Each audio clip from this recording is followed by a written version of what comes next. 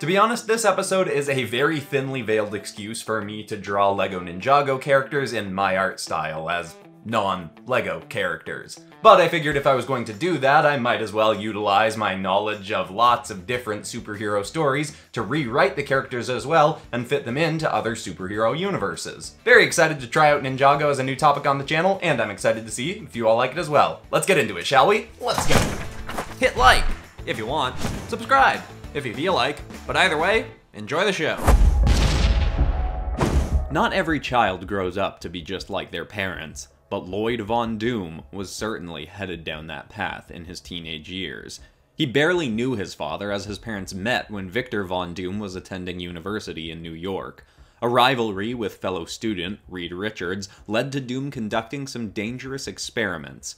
A device intended to astrally project the user into another dimension exploded, both scarring Doom's face badly and causing him to be expelled. He soon after left the country, leaving Lloyd's mother, Misako, behind, and unbeknownst to him, she had been pregnant with his child. Lloyd was eventually born and grew up hearing many stories about his father, who quickly became a menace on the world stage, both as the leader of his home country of Latveria and as one of the most infamous supervillains on the planet, under the moniker Dr. Doom. Despite his mother's attempts to dissuade him, Lloyd became obsessed with following in his father's footsteps. He studied both magic and science, and eventually became adept enough at both to develop himself a set of gauntlets that helped him manipulate energy. He also worked to hone his body and trained in martial arts, learning to become adept with a katana. You see, he had a plan. To impress his father and show he was worthy of becoming his protege, Lloyd would hunt down the man who he blamed for not having a relationship with his father in the first place, Reed Richards. Since their university days, Reed had gone on to become an even more infuriating rival to Doom, as the leader of the Fantastic Four, who regularly thwarted Doom's plans. But Lloyd was determined to change that. When he arrogantly thought himself to be well-trained enough, he snuck into the Baxter Building, home of the Fantastic Four, and attacked Mr. Fantastic. Of course, Richards had ample security and had seen Lloyd coming. While Lloyd would put up an impressive fight, requiring Richards to call on his teammates, they were able to stop Lloyd and restrain him. At first, Lloyd tried to free himself and talked a big game about how he'd be the end of the whole Fantastic Four team and avenge his father's past defeats at their hands. But Reed acted far more interested in the gauntlets Lloyd had built than in the threats Lloyd was making. As Lloyd started to talk more about his process for developing the gauntlets, he started to see Reed less in the demonized light he'd held him under in his mind for so long. Soon, Lloyd had been let out of his restraints and was being given a tour of the Baxter Building, being told how Reed could help him develop more tech to harness his energy manipulation skills, if he promised to use them for good. It slowly became a regular occurrence for Lloyd to come to the Baxter Building after school to work with Reed and the rest of the Fantastic Four as a sort of intern in exchange for help with his own projects and access to their resources. Over that time, he'd also hear much of their side of the story when it came to battles with his father, and soon he started to see that Doom wasn't the best idol to inspire Lloyd's future. Eventually, he became both a far more powerful fighting force, as well as a semi-regular member of the Fantastic Four, even eventually going toe-to-toe with his own old man. Now seeing that taking down Doom was a far more noble cause than trying to be like him.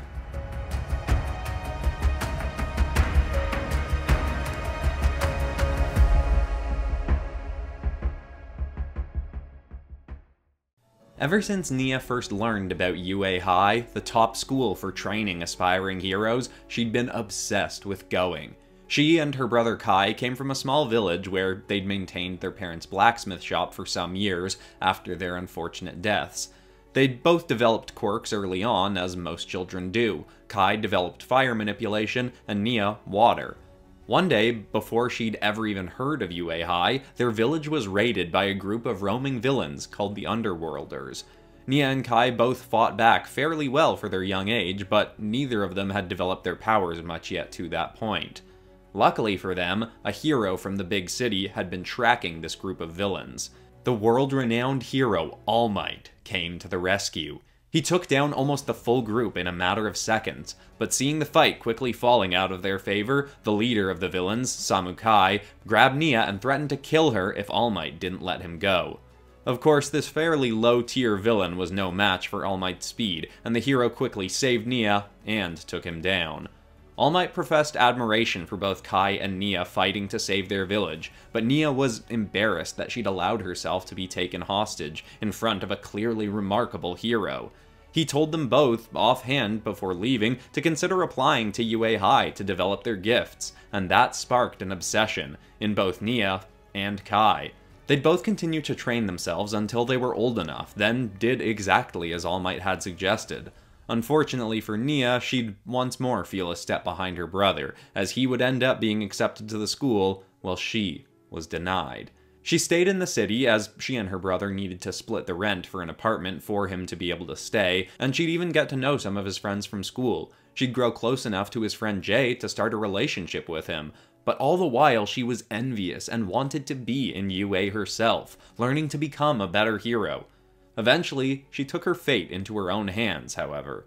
Nya decided that if she couldn't officially train to be a hero, she'd just have to teach herself. For a time, she donned a mask and armor, going by the name Samurai X, even limiting use of her water powers to keep her identity further secret.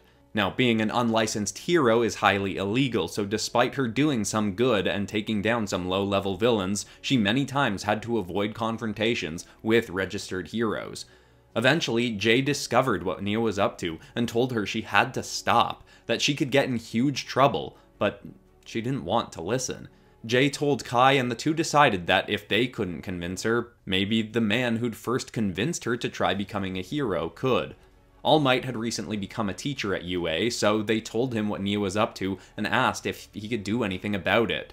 Being the compassionate hero he is, All Might went to Nya while she was out as Samurai X and told her that while she was doing impressive work, if she ever wanted any hope of becoming a legitimate registered hero, her vigilante actions could be severely hurting her chances. Hearing it from one of the best heroes around, she finally listened and hung up her Samurai X mantle. The following year, after doing as much solo training as she could handle, Nya reapplied to UA High, and this time was finally accepted. She was a year behind her brother, but at least now had the opportunity to train to become the hero she was always determined to be.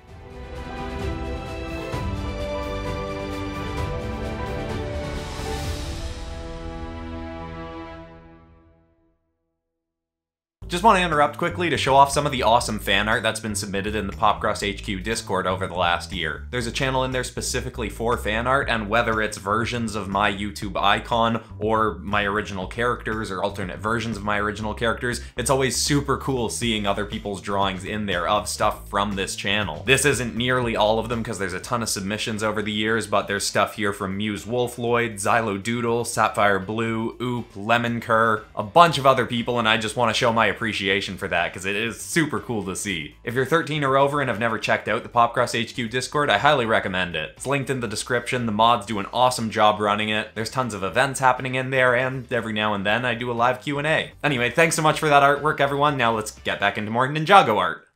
For much of his young life, Zane had little knowledge of his own origins. He simply thought himself to be an orphan of Jump City with the power to control ice. It was abnormal, to be sure, but the world and even his home city were full of people with strange and miraculous superpowers.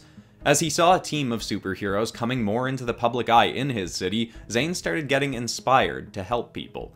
The Teen Titans were taking down some of the toughest villains in the city, but they couldn't be everywhere at once. Zane started using his own powers to face off against threats to Jump City, and this eventually got him working side by side with the Titans. Despite his dry, blunt personality, he became a close ally of theirs.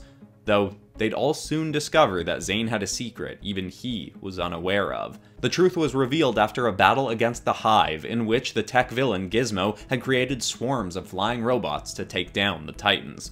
They soon realized the only way to get rid of all the bots was with an EMP. It was a tactic they tried to never use, even in combat against robots, because doing so would temporarily shut down their own teammate, Cyborg, and make him useless for the remainder of a mission.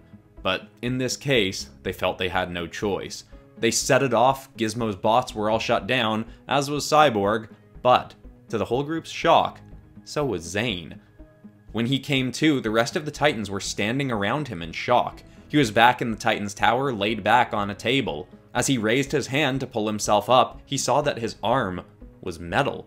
He looked across the rest of his body and quickly saw that his entire body was metal. It turned out his human appearance was the result of a cloaking function built into his mechanics. You see, Zane was an android. It was a horrifying thing to learn, but with Cyborg's help opening him up and going through his old blocked memory banks, they eventually discovered the whole truth of Zane's origins. Zane had been the creation of the same man who'd made the hero known as Red Tornado. Professor Thomas Oscar Morrow may not be one of the world's foremost villains, but there were plenty of writings and reports of his past antics. Despite being born in the 1930s, Morrow had access to vast knowledge of future technology due to a device he'd built that allowed him to see 100 years into the future. This greatly aided him in his creations, and he'd built Zane after seeing the future technologies of cryogenesis turned supervillain Victor Freeze. Like Red Tornado, Zane had been built to fight the Justice Society, but when Zane's advanced technologies started leading him to question his creator's intentions, Morrow quickly shut him down and erased Zane's memory to keep him from turning on Morrow, as Red Tornado had. Zane stayed in a storage unit in Jump City for decades, until a power surge had awoken him. Without any memory of how he'd come to be, his mind simply justified his location as a result of him looking for a place to sleep, as a homeless orphan, and from there he'd started life anew, thinking himself to be human. It was a traumatic thing to realize that he was far from human, but didn't change anything in the eyes of his teammates. They already had a half-robotic teammate in Cyborg, so none of them were uneased by having a full android ally. They all knew Zane had proven himself to be a hero enough times to be worthy of their trust. And so, he remained a close ally, working against his initial programming to be a protector to Jump City and the world.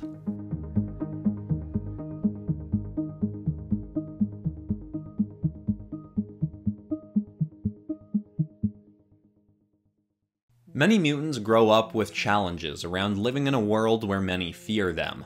Skylar, on the other hand, had different problems. She was a mutant, but not born on Earth, nor raised there. Her parents, both powerful mutants themselves, were kidnapped just prior to her birth to compete for their lives in the Mojoverse. The Mojoverse is a pocket dimension ruled by reality TV-obsessed maniac, Mojo, who kidnaps powerful beings to compete in his twisted televised events.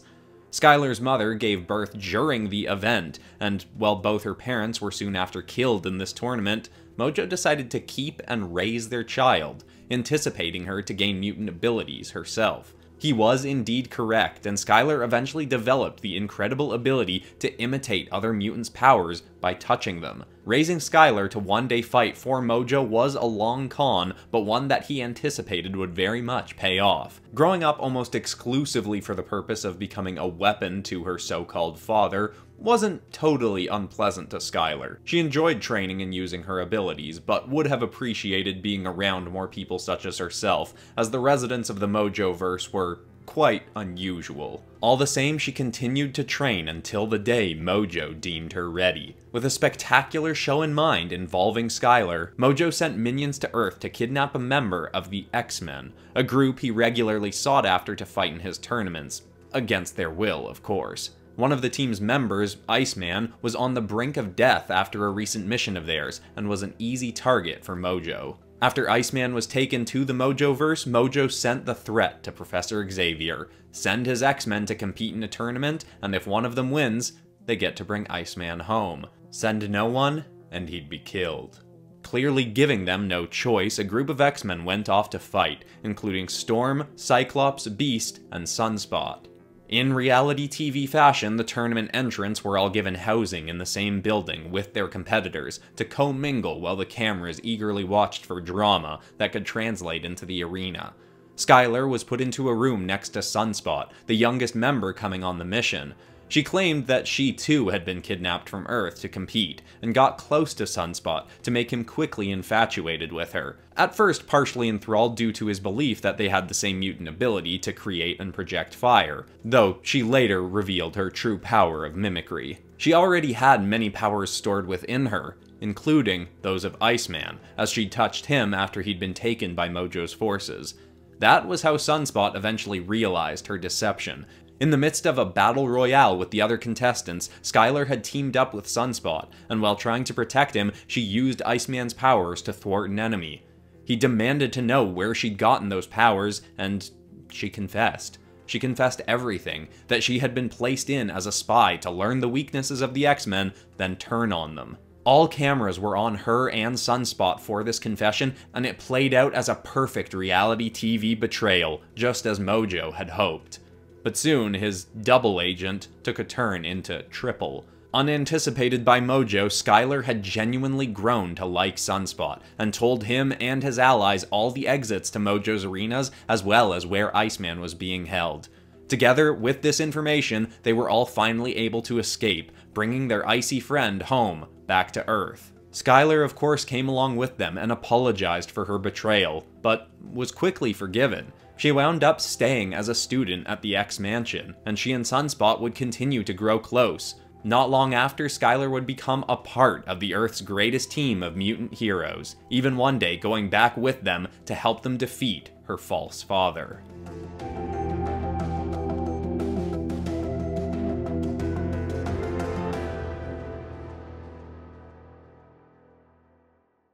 I really like how all the art in this episode turned out. I almost feel like I didn't even need to add the stories, but I am glad I put them in there. Thanks to everyone who suggested Ninjago as a topic. I wouldn't have done this if it hadn't been for lots of people asking me to try it out. And let me know in the comments what else you'd like to see me do with Ninjago characters if you want more of this. And if you're new to the channel, you might want to check out my most recent Sonic characters as superheroes episode, or I'll just link my whole playlist of what I consider to be my best superhero episodes. But besides that, that's all for today, except of course for ending this video on some kind of positive or inspiring note.